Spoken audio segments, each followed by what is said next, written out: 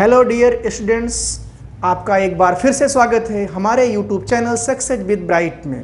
आज हम पढ़ाएंगे आपको एवरेज का सेकेंड पार्ट। पहले पार्ट में हमने ये बताया है कि एवरेज क्या है और एवरेज के नॉर्मल क्वेश्चंस को पहले पार्ट में पढ़ाया है। यदि आपने हमारा वीडियो पहले पार्ट का नहीं देखा है तो हम इस वीडियो के डिस्क्रिप्शन में उसका लिंक पिन कर देंगे और आप उसे देख लेंगे। तो आइए चलते हैं, पहले प्रश्न की तरफ बढ़ते हैं। पहला प्रश्न है, 36 छात्रों के समूह की औसत आयु 14 वर्ष है। शिक्षक की आयु इसमें सम्मिलित किए जाने पर औसत में 1 वर्ष की वृद्धि हो जाती है। शिक्षक की आयु कितनी है? तो सब इसमें ऑप्शन दिया गया है। ए 36 वर्ष, बी 51 वर्ष, सी 31 वर्ष और डी 21 वर्ष। तो सबसे पहले प्रश्न को हल करने से पहले प्रश्न को समझना पड़ता है कि प्रश्न कह क्या रहा है। जब तक आप ये बात नहीं समझ पाएंगे कि प्रश्न कह क्या रहा है तब तक प्रश्न को आप हल नहीं कर सकते हैं।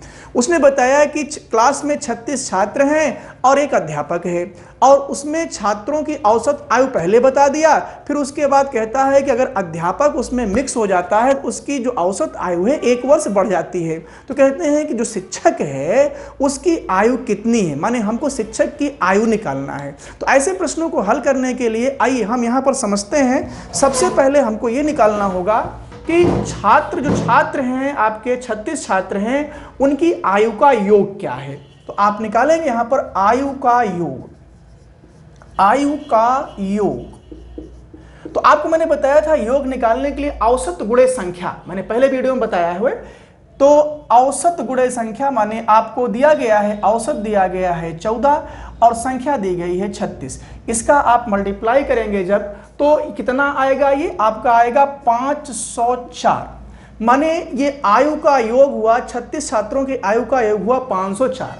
अच्छा, अब इसमें सम्मिलित हो रहा है अध्यापक और जब अध्यापक सम्मिलित होता है तो उसमें 1 वर्ष माने 1 वर्ष उसके आयु में वृद्धि होती है, माने औसत आयु में 1 वर्ष वृद्धि हो जाती है। तो औसत कितना था पहले औसत था कितना, 14 था औसत।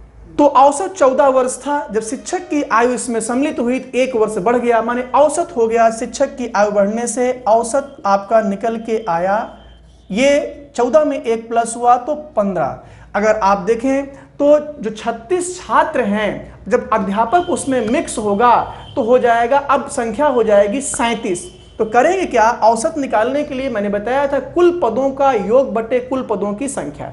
तो 36 छात्रों की औसत आयु का योग जो है, पहले आप इसे जोड़ेंगे, यहां लिखेंगे आप 504 और जो अध्यापक है उसकी आयु तो आपको पता नहीं है इसलिए उसको मान लेते हैं हम यक्स है। अब देखना ये है कि ये कितने छात्रों की आयु का योग है, आप जानते हैं ये 36 है और ये अध्यापक 1 हुआ तो हो गए 37, अर्थात कुल संख्या हो गई 37। आपने यहां पर लिखा कुल पदों का योग बटे कुल पदों की संख्या, अब बराबर औसत कितना है 15 है। अब क्या करेंगे, इसका इसमें क्रॉस मल्टीप्लाई जब कराएंगे तो ये हुआ 504 प्लस यक्स बराबर, जब इसका क्रॉस मल्टीप्लाई कराएंगे आप तो आएगा 555। अब करना क्या है, यक्स का मान निकालना है, इसे उठा करके पक्षांतर करना है। पक्षांतर का मतलब आप समझते हैं कि अगर इस तरफ है ये प्लस, उस तरफ क्या हो जाएगा माइनस। तो आइए देखते हैं, यहां पर हुआ यक्स बराबर 555 माइनस 504। तो अब इसको आप माइनस कर दिए, आया 51, माने 51 वर्ष मीन्स 51 वर्ष। उस अध्यापक की आयु आ गई 51 वर्ष, जैसा कि आपको विकल्प बी में दिख रहा है 51 वर्ष। तो आइए बढ़ते हैं दूसरे प्रश्न की ओर। दूसरा प्रश्न परिवार पर आधारित है, माता पिता और पुत्र की आयु के संबंध में आधारित है। माता पिता और पुत्र की आयु के संबंध में क्या है, इसमें एक परिवार में पिता तथा माता की औसत आयु 35 वर्ष है। पिता, माता तथा उसके एकमात्र पुत्र की औसत आयु 27 वर्ष है। पुत्र की आयु कितनी है? विकल्प इसके हैं, ए 12 वर्ष, बी 11 वर्ष, सी 10.5 वर्ष और डी 10 वर्ष।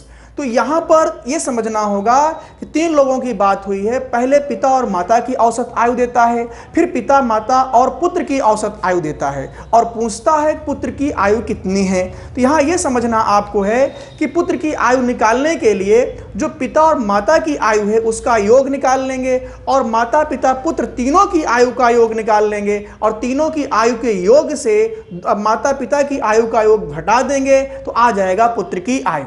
तो करना क्या है, आइए देखते हैं। यहां समझिए, आप यहां निकालेंगे माता तथा पिता की आयु का योग। तो माता पिता 2 लोग हुए, तो 2 लोगों की आयु का योग निकालने के लिए आयु का योग बराबर होता है क्या, औसत गुणे संख्या। औसत दिया गया है यहां पर 35, 35 गुणे संख्या 2 लोग हुए बराबर हुआ 70। अब माता पिता पुत्र, माता पिता तथा पुत्र, इन तीनों की आयु का योग ज्ञात करेंगे। तीनों की आयु का योग होता है क्या, ध्यान दीजिएगा, यहां पर उसने कहा है औसत दिया है तीनों का 27 वर्ष। आप यहां लिखेंगे 27 गुणे 3, 27 में 3 से गुणा होगा तो 81।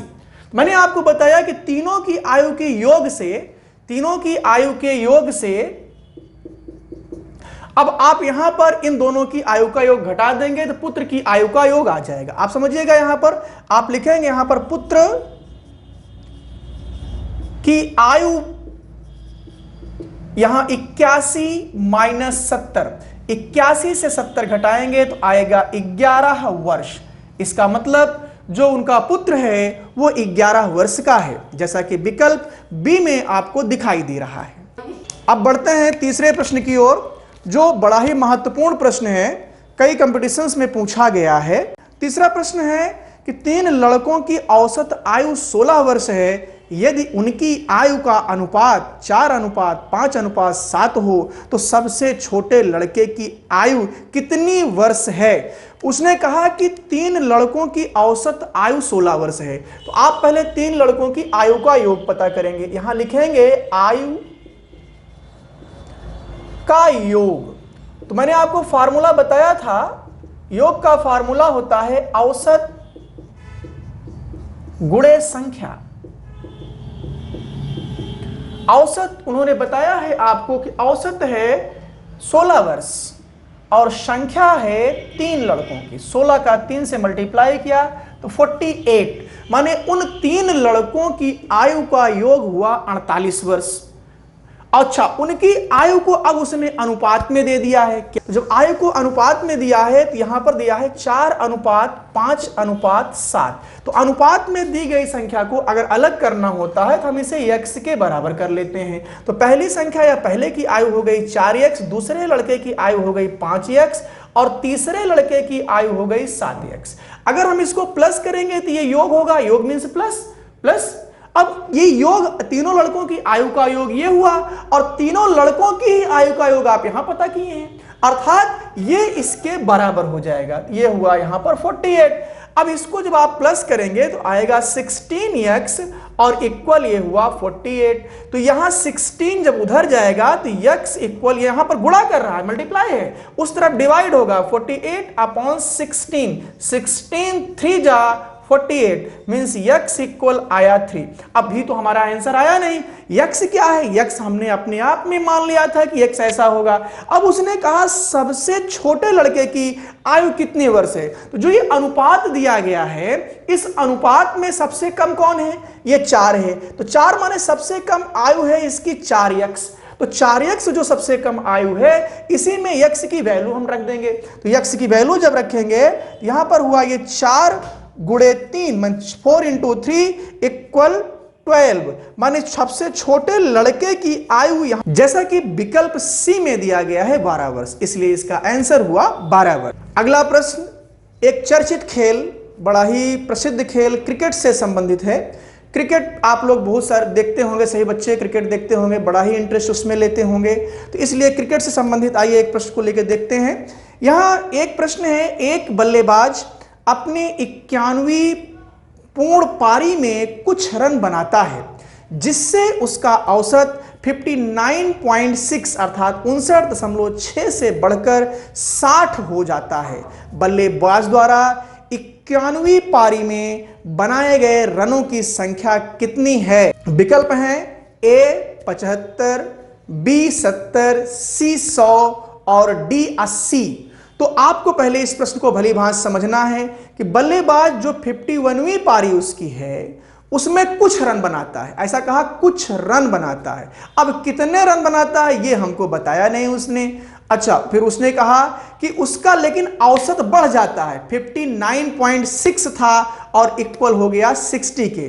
तो बल्लेबाज द्वारा जो 91वीं पारी है उसमें कितने रन बनाए गए, माने रनों की संख्या क्या है।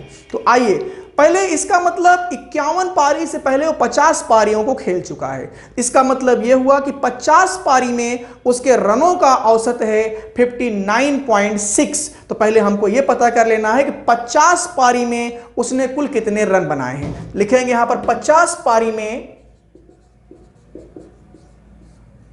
बने रन